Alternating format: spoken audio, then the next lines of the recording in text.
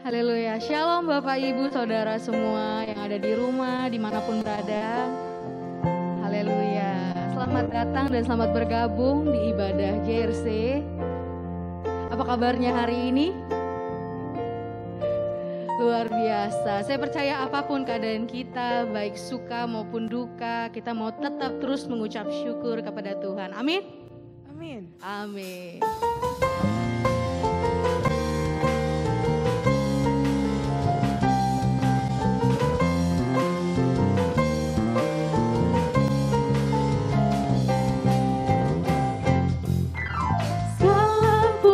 Syukur hanya bagimu Tuhan, sebab Kau yang layak dipuja. Kami mau bersorak tinggikan nama-Mu. Haleluya.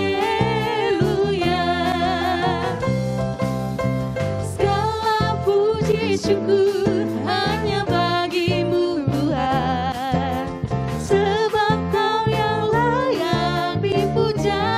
Kami mau bersorak Tuhan, kami mau bersorak tinggikan nama-Mu. Haleluya. Soraklah haleluya, soraklah haleluya, haleluya. Soraklah haleluya, soraklah haleluya, haleluya. Mari kita naikkan syukur kita. Segala puji syukur hanya bagimu Tuhan, sebab Kau yang layak dipuja. Kami mau bersorak tinggikan nama-Mu. Haleluya. Mari angkat tangan kita. Soraklah haleluya, soraklah haleluya, haleluya.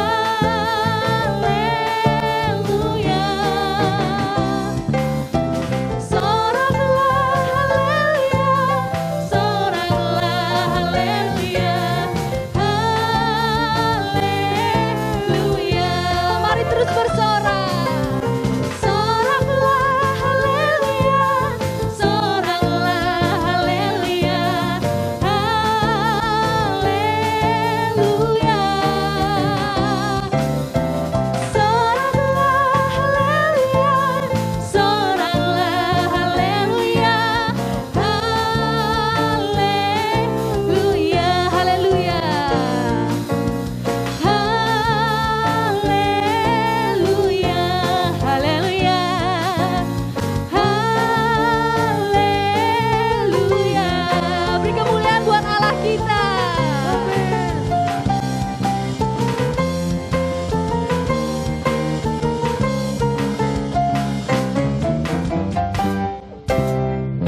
Yes, haleluya. Woo.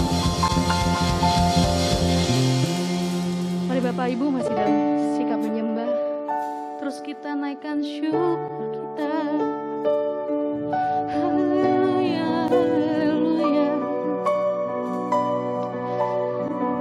Mari bermazmur untuk Tuhan, kami sembah, naikkan syukur dan sembah-Mu di hadapan Raja.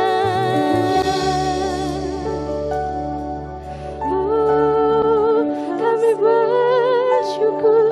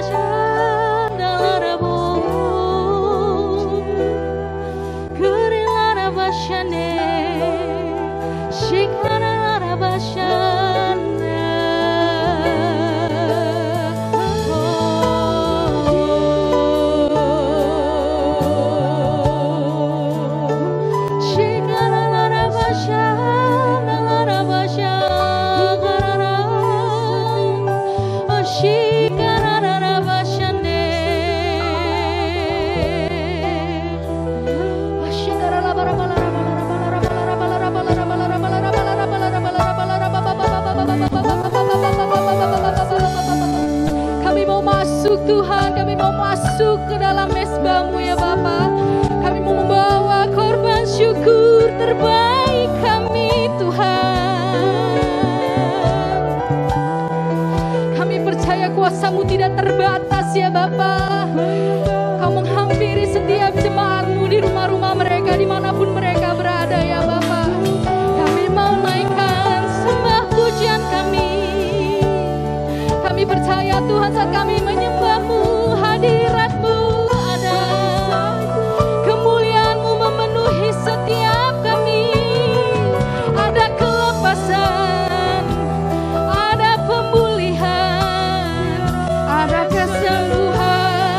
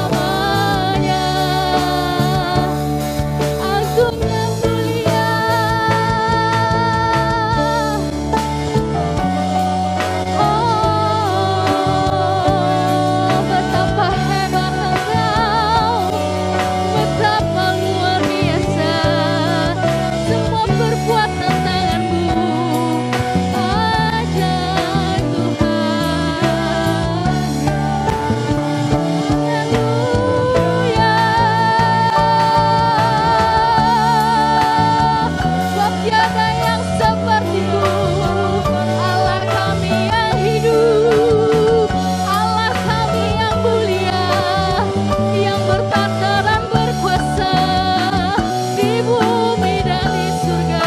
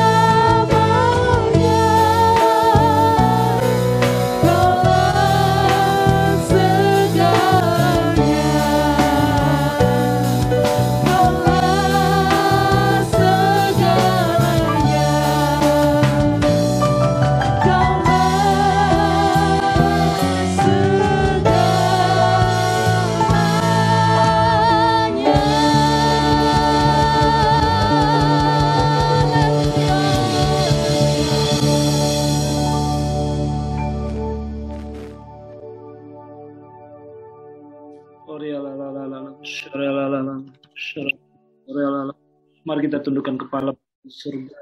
Hari ini Tuhan kami datang ke hadirat-Mu Tuhan mengucap syukur atas semua anugerah dan kebaikan Tuhan dalam kehidupan kami. Sungguh siapakah kami ini Tuhan, sehingga Kau terus memperhatikan kami, mengasihi kami, tidak lebih daripada debu tanah saja Tuhan. Tapi Tuhan sungguh mengasihi kami, membentuk kami, membentuk kami dan menjadikan kami menjadi orang yang berharga di mata Tuhan, menjadi biji mata Tuhan. Terima kasih untuk semua anak-anak Tuhan yang hadir pada pagi hari ini dalam ibadah pagi hari ini. Tuhan memberkati kami Tuhan, dan kami rindu untuk diisi oleh kebenaran firman, untuk diingatkan oleh kebenaran firman. Oleh karenanya berfirmanlah Kau kepada setiap kami Tuhan. Pakai hamba-Mu untuk menjadi saluran berkat daripada Tuhan, dan isi hati Tuhan yang akan kami dengarkan, yang akan hamba sampaikan untuk semuanya kami Tuhan. Dalam nama Tuhan Yesus kami berdoa dan mengucap syukur. Haleluya, sama-sama katakan amin. Tuhan Yesus memberkati kita. Selamat pagi semuanya. Baik, pertama-tama ya saya mengucapkan terima kasih untuk Pastor Irawan Timothy yang sudah mempercayakan saya untuk menyampaikan firman di GBI JRC Jalan Raya Cikaret ya. Dan puji Tuhan juga untuk semua jemaat yang luar biasa, pagi-pagi sudah bersiap-siap untuk masuk hadirat Tuhan ya. Jam 10 pas semuanya sudah tank, wow luar biasa. Ya, saya tadi hampir ketinggalan kereta menuju sorga. Dan partisipasinya juga saya lihat ada 22 orang, wow luar biasa. Ya, puji Tuhan Anda semua adalah orang-orang yang diberkati. Baik, saya izin share screen dulu. Ya, saya kira semua sudah melihat ya. Oke, baik, shalom, selamat pagi, semangat pagi. Coba kasih senyumnya dulu semuanya kiri kanan. Kalau nggak bisa kiri kanan, boleh lewat chatnya dulu, ya kan? Supaya kita semuanya bersukacita pagi hari ini. Karena orang yang suka senyum, suka cita, maka hidupnya akan berbahagia di dalam Tuhan. Amin. Oke, boleh chat dulu kasih senyumnya. Kayak nggak ada senyumnya nih satu-satu nih ya. Mana? Apalagi menikmati suasana pagi. Ayo, silakan. Bisa di chat dulu ya senyumnya. Saya atur dulu punya saya. Oke.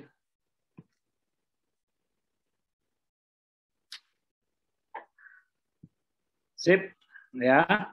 Baik, Bapak Ibu, jemaat Tuhan yang terkasih, ya, sebelum masuki firman Tuhan, ya, saya perkenalkan diri terlebih dahulu. Ya, ini profil saya. Nama saya Pendeta Muda Matius Ginting, saya gembala di GBI Rayon 7, khususnya SPMIA Ciawi. Ya, kalau Bapak Ibu main-main ke Ciawi, silakan mampir ke tempat kita. Nah, ini istri saya, mungkin lebih familiar dia daripada saya di Rayon 7. Ya, dia mungkin lebih artis daripada saya ya. Dia pendeta pembantu Sondang Silalahi, dia biasanya WL ya di ibadah raya, ibadah WBI dan beberapa ibadah juga. Nah, ini anak kami, ada yang pertama Mason Ginting, yang kedua adalah Stefani Ginting, yang ketiga tentunya Jeremia. Nah, panggilannya JJ. Ya, dia masih 2 tahun. Nah, inilah kami, keluarga kami, dan puji Tuhan, saya juga memimpin Yayasan Panti Asuhan Benih Iman. Kalau dulu Bapak Ibu mungkin pernah dengar itu namanya Panti Asuhan Maranatha Ciawi, itulah kami. Ya, sekarang nama yayasannya adalah Panti Asuhan Benih Iman. Nah, beliau ini Bapak Gembala, Bapak Ibu semuanya salah satu yang sudah datang berkunjung ke tempat kami, memperhatikan anak-anak panti yang ada di sana. Nah, anak-anak asuh saya itu sekarang dari 2005 sampai sekarang kurang lebih ya 15 tahun lebih ya. 15 tahun lebih sudah kurang lebih 40 anak, 26 sudah lulus. Ya, 26 sudah lulus karena saya didik mereka dari 3 SMP, wajib masuk SMK. 3 SMK udah saya keluarkan. Yang paling panen itu Taman Safari Indonesia. Ya, Pak Yansen Manangsang. Karena 8 orang bekerja di sana, puji Tuhan sampai sekarang mereka loyal, dan yang lainnya sudah tersebar kemana-mana. Satu ada jadi hamba Tuhan di Kalimantan, dia sudah selesai S1 Teologi Pertempuran, lalu dia dipilih untuk diutus ke Kalimantan, pedalaman Kalimantan. Ya, padahal saya kasih pilihan ke dia waktu itu, mau balik ke Bogor, Ciawi, melayani dengan kita, atau balik ke Nias, karena dia asalnya dari Nias. Dia bilang, Pak, enggak, saya dipanggil untuk ke pedalaman Kalimantan. Wow, saya bilang, silakan jalan. Ya, nah itu profil saya mungkin ya. Nanti Bapak Ibu mungkin karena waktu terbatas, bisa nanti kita sharing-sharing yang lain sebagainya. Oke, baik. Pagi hari ini adalah yang saya mau sampaikan kepada kita firman Tuhan, yaitu menanti yang pasti. Dalam Kisah Para Rasul pasal yang pertama, ayat yang ke-12-14. Bapak Ibu, bisa mari kita sama-sama membukanya.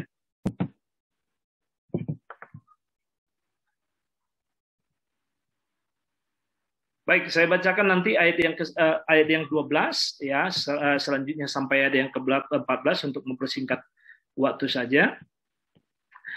Ya, demikian firman Tuhan. Maka rasul-rasul menanti-nanti. Maka kembalilah rasul-rasul itu ke Yerusalem dari bukit yang disebut Bukit Zaitun, yang hanya seperjalanan sabat jauhnya dari Yerusalem.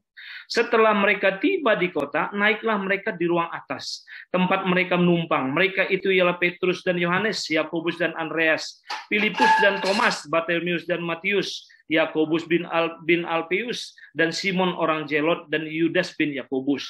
Ayat yang ke-14. Terakhir, mereka semua bertekun dengan sehati dalam doa bersama-sama dengan beberapa perempuan serta Maria, ibu Yesus, dengan saudara-saudara Yesus.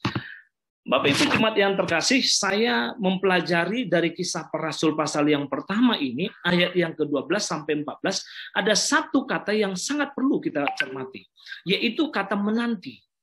Ya, dalam bahasa Indonesia kata menanti dengan menunggu itu sebenarnya sama, sinonim, tidak ada perubahannya, tidak ada perbedaannya, sama. Tapi ada ahli bahasa yang mengatakan menanti dan menunggu itu ada beda persepsi. Bedanya apa?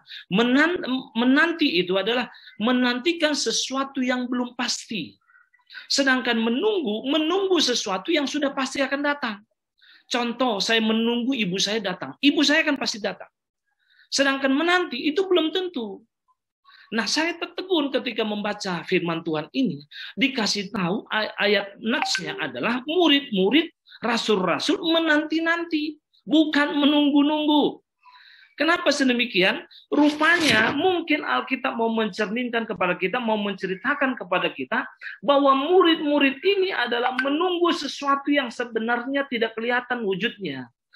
Menunggu sesuatu yang mereka tidak tahu apa itu Roh Kudus. Menunggu yang tidak tahu, menantikan apa impartasi Roh Kudus itu bagi mereka.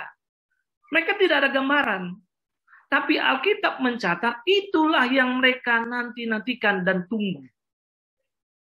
Nah, Bapak Ibu jemaat yang terkasih, saya mau kasih tahu bahwa kata menanti dan menunggu itu tadi sama ya, sinonim ya, hanya perbedaan sedikit saja, tapi menarik sebenarnya. Nah, bagaimana contoh-contoh di Alkitab ini orang-orang yang menunggu dan menantikan janji Tuhan. Nah, contoh ketika Abraham dia menunggu kelahiran seorang anak. Tuhan berkata kepada Abraham, engkau akan menjadi keturunan yang bangsa yang sangat besar. Keturunanmu akan seperti bintang di langit, seperti pasir di laut. Tidak terhitung jumlahnya. Tapi sampai usia 100 tahun Abraham menunggu, dan Sarah usia 90 tahun. Maka itu digenapi oleh Tuhan. Bayangkan seberapa lama dia menunggu dan menantikan janji Tuhan tersebut. Lalu contoh yang kedua ada Nuh. Selama 150 hari dia di dalam batra, menunggu air bah surut. Saya mau tanya, bisa dibayangkan nggak kita hidup dengan sekelompokan hewan di taman, katakanlah di taman taman safari ya kan? Dalam satu batra itu semua hewan teman kita, hewan semua teman kita. Nggak ada keluarga orang-orang lain, keluarga kita ya paling beberapa orang. Selebihnya hewan semua, bayangkan. Itu 150 hari di dalamnya. Ya, 150 hari. Nuh menunggu di atas. Lalu yang selanjutnya dalam perjanjian lama, perjanjian baru, Elisabet dan Zakaria menanti kelahiran Yohanes. Nah, kita mencatat, mohon maaf ya suara saya agak serak. Tapi mudah-mudahan tidak terganggu ya. Sebenarnya saya nggak terlampau formal banget sih dalam pelayanan. Artinya ya padanya kita semua keluarga dalam Tuhan. Saya lihat Pak Irawan kemarin, kalau dengan Pak Irawan kan saya biasanya panggil Pak Bro gitu ya. Enggak pas. Jadi saya bilang, apa yang mau saya sampaikan? Sampaikan aja tentang amanat agung ya kan. Oke, sip. Nah, saya doa sama Tuhan, lalu Tuhan kasih tahu firman ini, lalu saya siapkan semuanya secara detail supaya menjadi berkat bagi kita semuanya. Baik, saya lanjutkan bahwa ada beberapa tokoh dalam Alkitab yang sesungguhnya mengalami yang namanya penantian dan penungguan. Mereka menanti dan menunggu apa yang disebut dengan janji Tuhan. Mereka menanti dan menunggu apa yang menjadi keinginan Tuhan dalam hidup mereka. Bayangkan seperti Abraham, Nuh, dan juga Elizabeth dan Zakaria. Nah, Alkitab mencatat dalam Yesaya 40:31, tetapi orang-orang yang menanti-nantikan Tuhan mendapat kekuatan baru. Ini firman Tuhan bagi kita pagi hari ini. Dalam kita menantikan apa yang janji Tuhan dalam hidup kita, jangan pernah khawatir, jangan pernah takut. Kita malah mendapatkan kekuatan yang baru daripada Tuhan. Bahkan Alkitab mencatat kita seumpama burung Raja Wali yang naik terbang dengan kekuatan sayapnya. Mereka berlari tidak menjadi lesu, mereka berjalan dan tidak menjadi lelah. Orang-orang yang menantikan janji Tuhan. Jadi tokoh-tokoh dalam Alkitab tadi, mereka semuanya mendapatkan kekuatan baru daripada Tuhan. Bayangkan kalau tidak mendapat kekuatan baru daripada Tuhan, tidak mendapat spirit daripada Tuhan, mereka tidak bisa menunggu dan menanti. Next, ya selanjutnya saya mau kasih tahu, kembali dalam Kisah Para Rasul tadi, murid-murid ini apa yang mereka nantikan? Ya, yang mereka nantikan itu adalah Roh Kudus.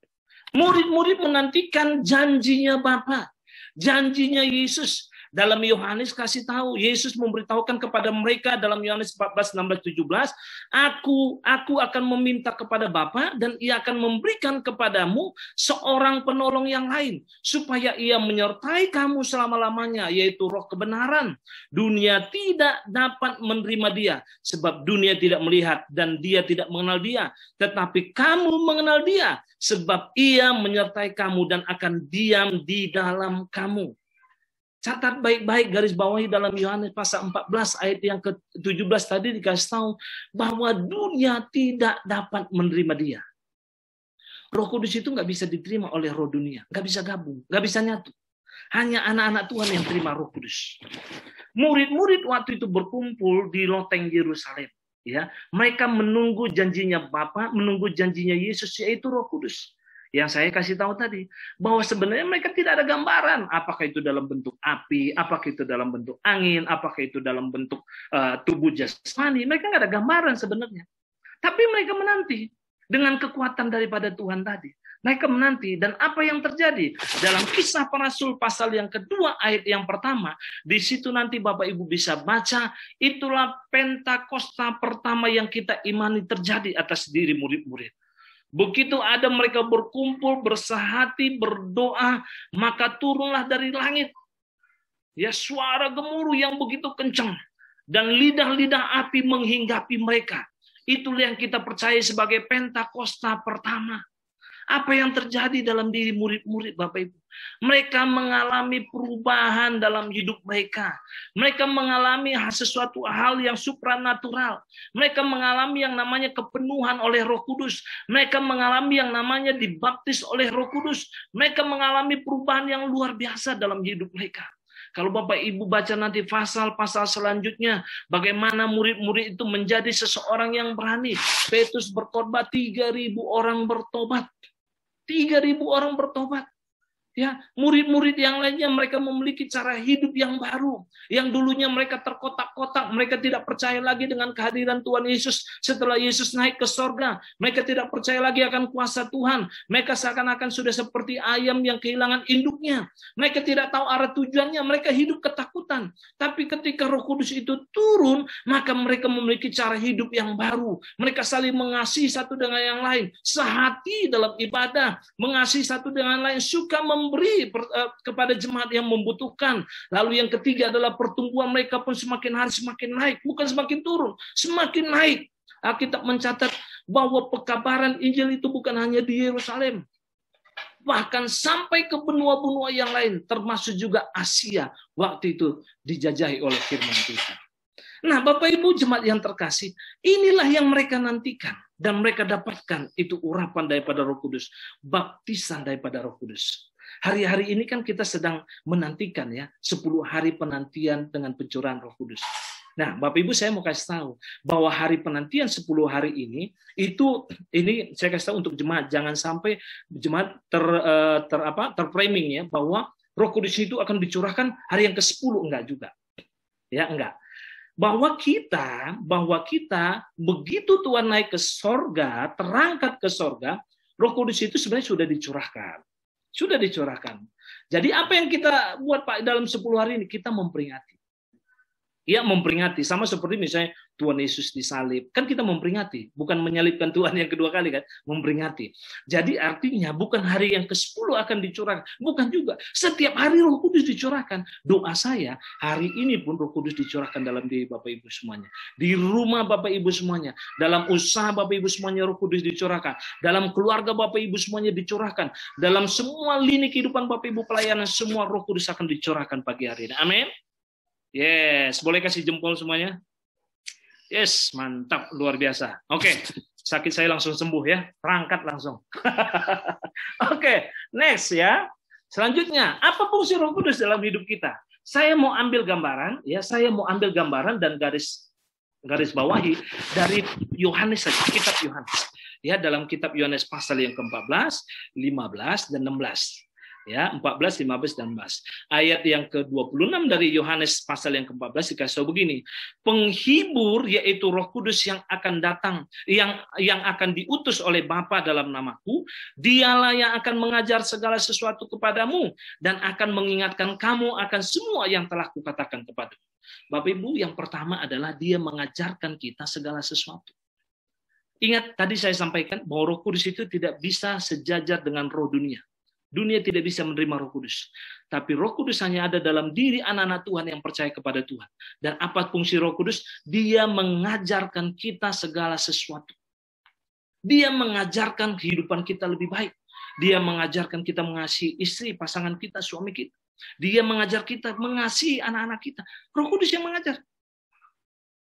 Makanya waktu ada survei dari BRC kemarin dikasih tahu, kita ada beberapa doa gitu ya, dikasih tahu Pak Rusidi juga bahwa dalam krisis pandemi ini bahwa ada terjadi krisis keluarga Kristen juga. Wah, itu miris juga sebenarnya. Miris juga. Kenapa? Karena di dalam diri kita ini kan ada Roh Kudus. Dia mengajarkan kita apakah itu salah atau benar. Kalau kita berbuat salah, itu dilanjutkan. Hati-hati. Jangan-jangan Roh Kudusnya mati, padam dalam dirinya, sehingga dia tidak ada yang mengajarkan lagi. Yang mengajarkan dia apa? Roh kedagingan, roh keduniawinya, roh iri hatinya, roh kedengkiannya. Nah, dalam Yohanes pasal yang ke-15 ayat yang ke-26-27 dikasih tahu begini, jikalau penghibur yang akan kutus dari Bapa datang, yaitu Roh kebenaran yang keluar dari Bapa, ia akan bersaksi tentang aku. Menyesuaikan dengan amanat agung pasal Matius 24. Ingat baik-baik bahwa Roh Kudus itu bersaksi dalam hidup kita mengenai Yesus Kristus ada penyelamat kita. Dan kita pun harus bersaksi kepada banyak orang. Minggu lalu saya ada ketemu dengan jemaat di Ren 7.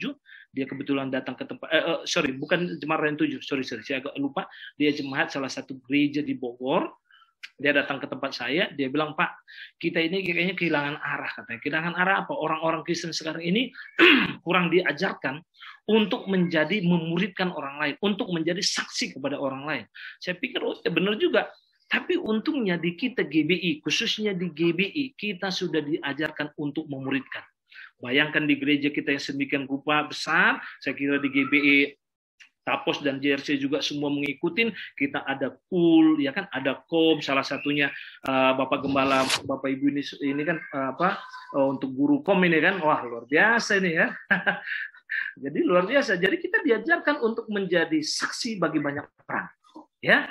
Nah, yang ketiga, ya, bahwa yang ketiga dalam Yohanes 16 ayat yang ke-8 sampai yang ke-10 dikasih tahu begini, namun benar yang kukatakan ini kepadamu adalah lebih berguna bagi kamu jika aku pergi, sebab jikalau aku tidak pergi, penghibur itu tidak akan datang kepadamu.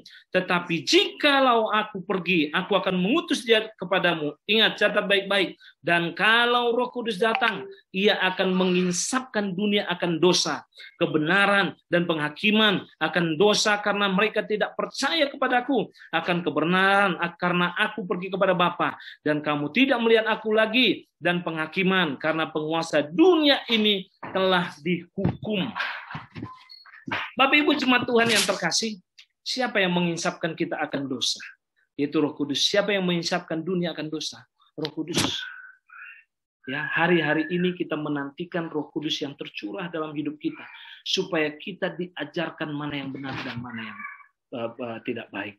Ya, saya sebagai kesaksian, saya tutup, saya pelayanan memang di anak-anak panti asuhan Ben Iman. Saya mencintai anak-anak ini kurang lebih 15 tahun lebih ya sebelum saya menikah.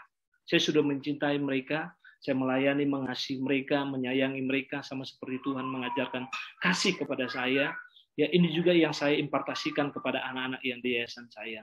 Dan saya berdoa juga semua anak-anak Tuhan yang saat ini. Saya mau kasih tahu satu visi kita, visi kami, yang saya mau sampaikan setiap kemanapun saya diundang untuk khotbah, ya terakhir ya, bahwa kita Kristen ini sudah sedikit ketinggalan daripada bidang sosial. Bayangkan kalau agama Muslim itu, mereka punya Bazarnas, lembaga sosial yang sangat besar.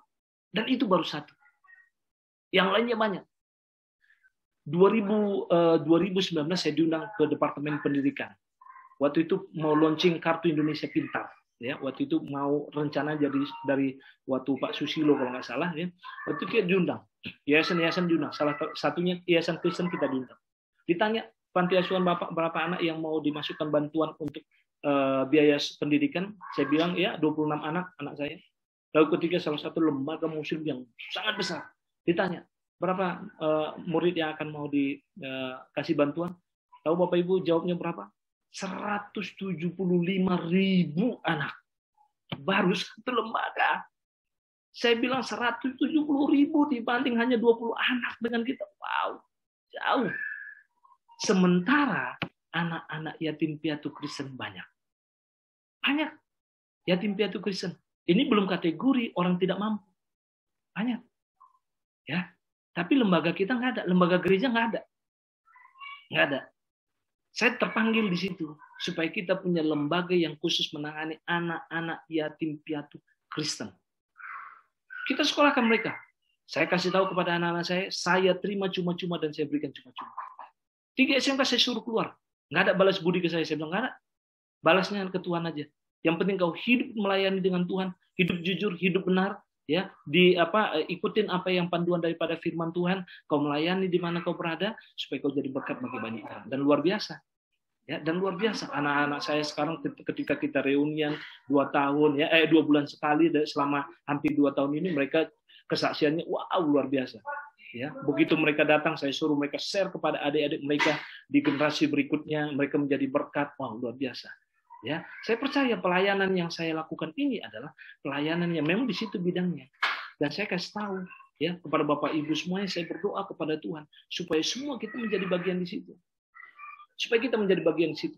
Karena tahun depan saya akan launching, nanti saya akan info juga ke Pak Irawan dengan semua jemaat bahwa tahun depan kita targetkan untuk membuka 3 panti. 3 panti, lalu ada satu lagi untuk unit usaha mereka, koperasi mereka, kita akan buka lagi. Lalu untuk perkebunan mereka kita akan buka lagi, mudah-mudahan tahun depan. Karena tahun ini kita konsen untuk membuat satu base camp mereka, rumah mereka. Kita sedang bergumul di situ. Nanti ada Facebook mereka, sama IG mereka, Instagram mereka, Panti Asuhan Beriman. Bapak Ibu bisa lihat situ perkembangannya, bagaimana yayasan ini memberkati anak-anak panti tersebut, dan ini akan menjadi wadah yang cukup besar. Kita canangkan menjadi wadah yang cukup besar dalam Kristen. Nah, kenapa saya melakukan ini? Karena saya percaya kita mau jadi saksi bagi banyak orang. Anak-anak Kristen kita harus dibantu semuanya. Jangan sampai anak-anak Kristen kita tidak mendapat pendidikan yang layak, nggak boleh. Karena semua harus mendapatkan pendidikan yang layak. Karena dari pemerintah, wow, mereka sudah siapkan. Dan orang-orang Kristen yang punya hati cukup banyak. Cukup banyak. Bukan sedikit. Saya tidak bisa menutup mata bahwa mereka adalah orang-orang yang punya hati. Memberi dengan cuma-cuma. Tidak mau tahu, pokoknya memberi, tangan kanan memberi, tangan kiri nggak pernah lihat. Itu orang Kristen.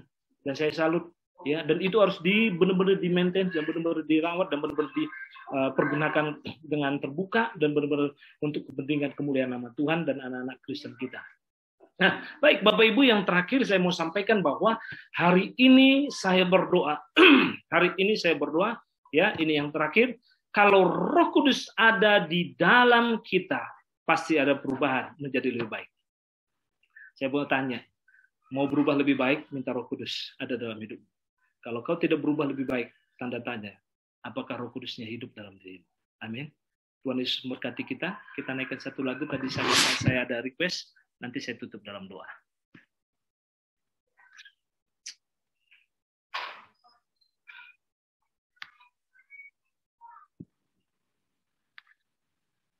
Sudah bisa ya tim PW? Baik, mari kita nyanyi.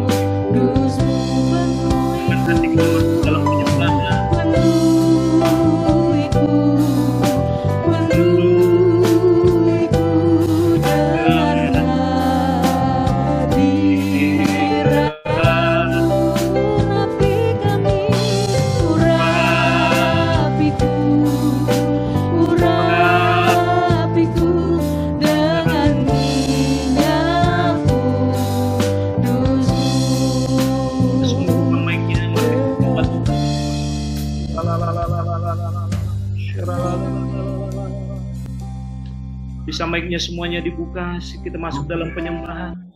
Mari berbahasa roh.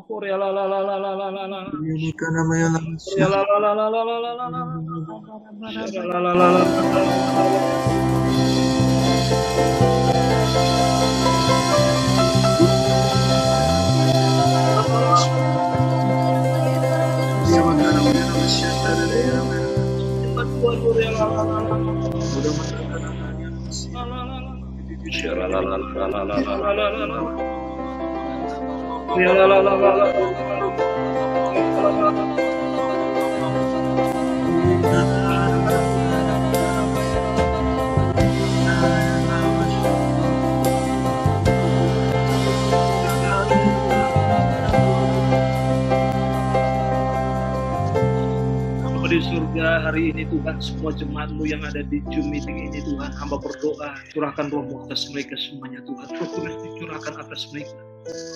Roh Kudus dicurahkan atas keluarga mereka. Roh Kudus dicurahkan atas anak-anak mereka. Roh Kudus dicurahkan atas sekolah anak-anak mereka. Roh Kudus dicurahkan atas usaha pekerjaan mereka, pelayanan mereka. Hamba berdoa mereka berubah menjadi lebih baik.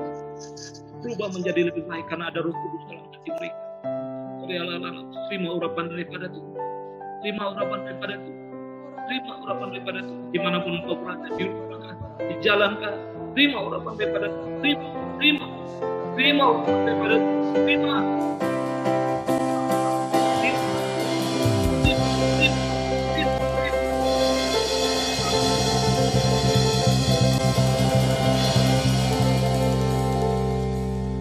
Berdoa untuk semua jemaat Tuhan dalam pergumulan, dalam doa-doa mereka, Tuhan menjadi jawaban kepada mereka Tuhan. Secara khusus kami berdoa untuk jemaat-Mu, yang memohonkan doa dari Fransiskus. Biarlah kiranya Tuhan kami berdoa supaya pekerjaannya yang sudah hilang dikembalikan Tuhan dengan lebih baik lagi Tuhan. Kami juga berdoa untuk rumah tempat tinggalnya Tuhan, agar mereka mendapatkan rumah yang layak Tuhan, memiliki rumah sendiri Tuhan. Ini doa daripada anak-Mu Tuhan. Kabulkanlah doanya Tuhan. Mujizat Tuhan masih terjadi. Mujizat Tuhan pasti terjadi. Dan waktu Tuhan adalah waktu yang terbaik untuk keluarga Fransiskus Tuhan. Tuhan memberkati keluarga ini Tuhan. Terima kasih untuk jemaat-Mu yang sudah hadir dalam ibadah. Terima kasih untuk hamba-Mu, Pastor Irawan Tuhan. Biarlah kiranya berlimpah urapan-Mu atas dirinya dan keluarganya. Tuhan pakai lebih lagi Tuhan. Memenangkan jiwa lebih banyak lagi Tuhan. Dan kami percaya regenerasi terus terjadi dalam hidupnya Tuhan. Banyak orang-orang akan percaya kepada Kristus. Tuhan memberkati kami semua dalam sepanjang hari ini. Nama Tuhan dimuliakan, diagungkan. Dalam nama Tuhan Yesus kami berdoa. Haleluya, sama-sama katakan amin. Tuhan berkati kita semuanya. Terima kasih Bapak untuk sharing firman Tuhan. Sekarang kita akan mendengarkan pengumuman. Silahkan dipersilakan untuk Saudari Hana.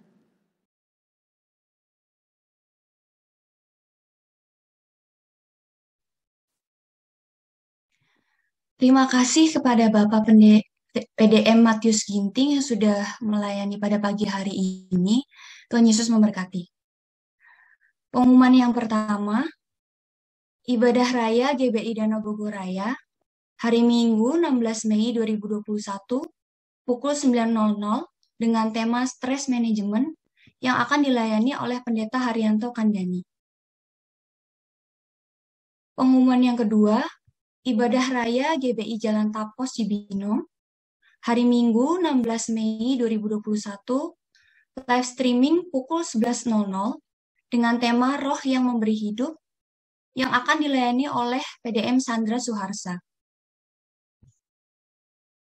Pengumuman yang ketiga, Fellowship JRC selanjutnya akan dilaksanakan setiap hari Minggu pukul 7.00 melalui Zoom Meeting. DPJR 7 atau Doa Pelayan Jemaat Rayon 7, hari Senin 17 Mei 2021, pukul 19.00 sampai 20.00 melalui Zoom Meeting. Yang kelima, 7 Days to the Third Pentecost, doa pujian penyembahan dalam Unity mengalami kepenuhan Roh Kudus dalam dimensi yang baru, akan dilaksanakan hari Senin sampai Sabtu, tanggal 17 sampai 22 Mei 2021, pukul 5.30 sampai 6.15 melalui Zoom. Dan akan dilanjutkan di hari Minggu, 23 Mei 2021, bergabung dengan ibadah raya Hari Pentakosta, pukul 9.00 di channel GBI Danau Bogor Raya. Pembuatan dan pengambilan KTJ dapat menghubungi Bapak PDP Irawan Timothy atau Ibu Theodor.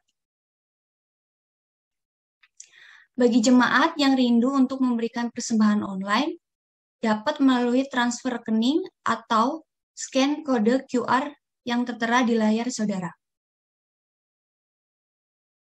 Terima kasih, selamat hari Minggu, Tuhan Yesus memberkati. Kita satu dalam doa. Bapa, kami bersyukur Tuhan jikalau pagi hari ini Tuhan kami umat-Mu Tuhan sudah memuji memuliakan Engkau.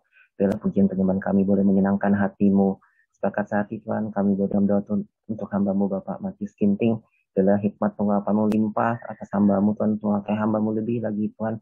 Mujizat-Mu boleh Kau nyatakan di dalam pelayanannya.